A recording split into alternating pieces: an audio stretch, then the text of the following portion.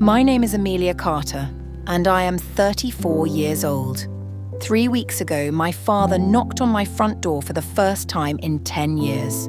He wasn't there to apologize. He wasn't there to meet his grandchildren. He wasn't there to explain why he disappeared from my life. He was there because he needed something. In his hand was a folder. Inside that folder was a request for $750,000. The same man who hadn't answered a single phone call in a decade suddenly remembered my address. But what he didn't know was that I had spent 10 years keeping records. Every ignored message, every returned birthday card, every family gathering I learned about from social media. 27 pieces of evidence, all dated, labelled, and stored in a grey binder locked inside my office cabinet. He brought a request. I brought receipts. To understand why, you need to go back 10 years. I grew up in a small town in Texas. My father owned a successful auto repair shop. My younger brother Jason was the golden child. Everything Jason touched turned into praise. Everything I did was expected. When I graduated college with honors, my father shook my hand. When Jason graduated high school, he threw a party for 200 people. That was our family. Then I met Daniel.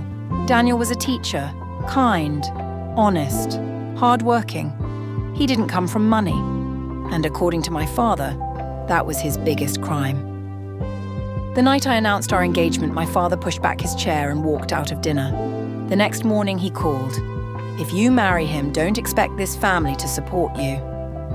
I thought he was angry. I didn't realize he was serious. 6 months later, Daniel and I got married in a small garden ceremony. 20 guests, white flowers, a homemade cake, the happiest day of my life. My parents never showed up, neither did my brother. A week later, I mailed them a wedding photo. It came back unopened. That was item 1. Over the years, the list grew. Christmas cards returned, birthday wishes ignored, phone calls unanswered. When our daughter Emma was born, I mailed photos, returned.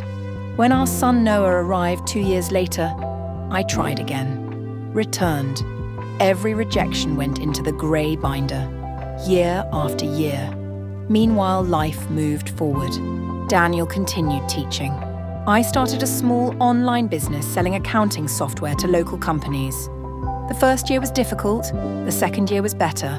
The third year changed everything. The company offered to partner with us. Revenue doubled, then tripled. By year 8, my little business employed 40 people. By year 10, we had clients across the country. For the first time in my life, I felt successful.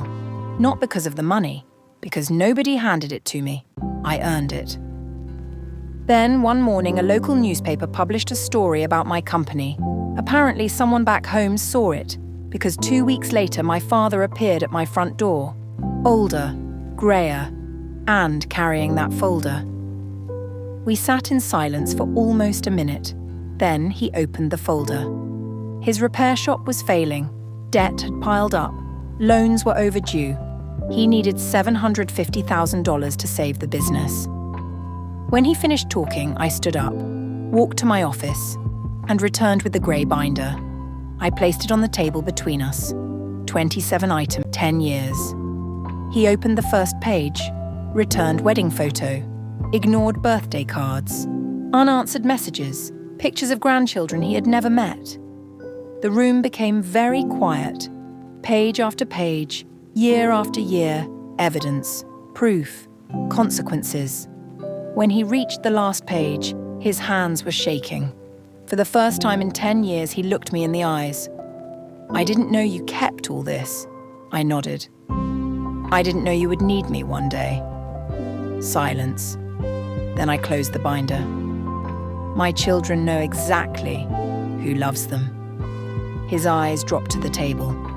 "And, unfortunately, they know who doesn't." He left an hour later, without the money, without an argument, without another excuse. As I watched him drive away, Emma ran into the room and wrapped her arms around me.